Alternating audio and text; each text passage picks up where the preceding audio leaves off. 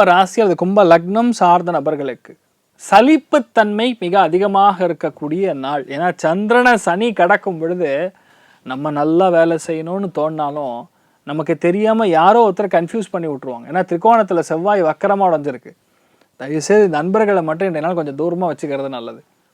நமக்கு தெரியும் இன்றைய நாள் அது வேஸ்ட்டு, நம்ம போனாலும் நடக்காதுன்னு தெரியும், ஆனாலும் அங்கே போகணும், அதை ட்ரை பண்ணணும், அவங்கக்கிட்ட போய் பேசணும் அப்படின்னு தோணும். தெரியாத ஒரு உள்ள ஒரு அன்வான்ட் இன்ஃபினிட் எமோஷனை கிரியேட் பண்ண வைக்கும். சொல்ல முடிஞ்ச அளவுக்கு இடையினால் கொஞ்சம் பொறுமை காப்பது, நல்லா மெடிடேஷன் பண்ணுங்க. கும்பத்துக்கு தேவையானது மெடிடேஷன். அவ்வளோ மோசமாக இருந்த நிலைமைகளில் யூ நாட் பிலீவ் மீ, கும்பத்து ராசிக்காரங்க கும்ப லக்னத்தில் பிறந்தீங்கன்னு வைங்க, மே மாதத்துக்கு அப்புறம் உங்களை கையிலேயே பிடிக்க முடியாது, அந்த அளவுக்கு சூப்பராக இருக்கு. ராசி லக்னத்துக்கு ராகு வர்றது கெட்டதுன்னு சொன்னாலும் குரு பார்வையில் ராகு இருக்கிறது 10 மடங்கு உயர்வை கொடுக்கும்.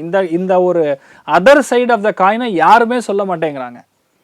கும்பத்துக்கு அவ்வளோ நன்னா இருக்கு. இன்றைய நாள்லேருந்து கொஞ்சம் பொறுமையாக இருங்க. ஆட்டோமேட்டிக்காக கேரம் போர்டில் காயின் பபக்குன்னு போய் விழுகும். அதனால் தைரியமாக இருக்கக்கூடிய நாளாக இருக்கப்படுது. நீங்கள் வழிபாடு செய்ய வேண்டிய தெய்வம் சுப்பிரமணியேஸ்வரர் வழிபாடு. ஏற்றத்தை கொடுக்கும் ராசியா நிறம் பிங்க் நிறம்.